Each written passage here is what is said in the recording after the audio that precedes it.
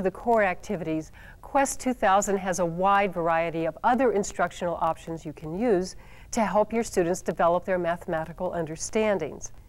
The math workouts allow students to practice their skills and refine their problem-solving techniques. Gretchen uses a math workout as a warm-up before the day's math activity. I'm seeing a lot of different ways to answer this. That's good. Okay, who would like to share what they have? Chris, why don't you come up and show us what you have? 98 divided by 6. How many of you solved the problem the same way Chris did? A lot of you did it that way. Thank you, Chris, for sharing that way. Let's see a different way to answer this and see, besides dividing, could we have solved this a different way? Who has a different way? Okay, why don't you share yours, Ben? You have a nice picture of the problem. And you want to explain what you're doing as you're drawing there? Now, I started out with just one box, and then I went to another, and another, and I kept going until I got at least 98.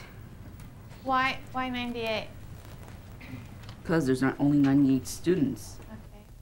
The exploration centers help reinforce the concepts and skills the students experience in the core activities. The technology exploration centers provide opportunities for students to explore the unit's mathematical concepts with a computer.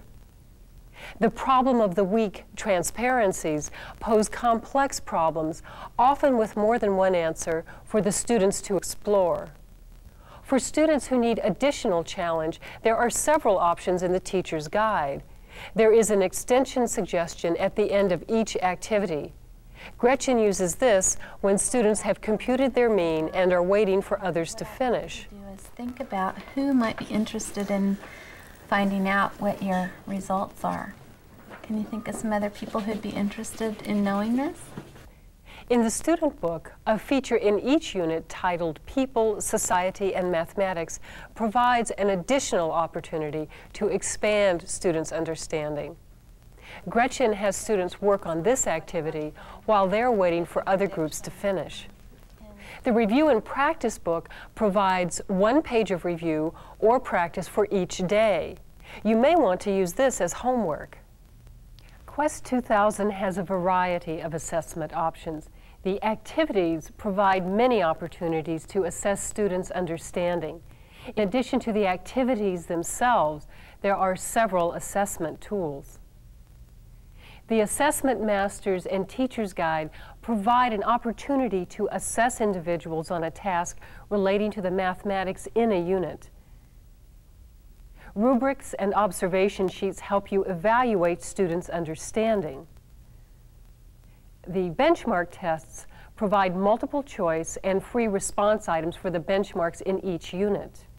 Well, there are several ways that I assess students. One is from wandering around the room as they're working in groups and listening to what they have to say, and I'll hear questions and observations. And then the culminating work at the end of the unit allows me an opportunity to see a finished product that I may put in their portfolio.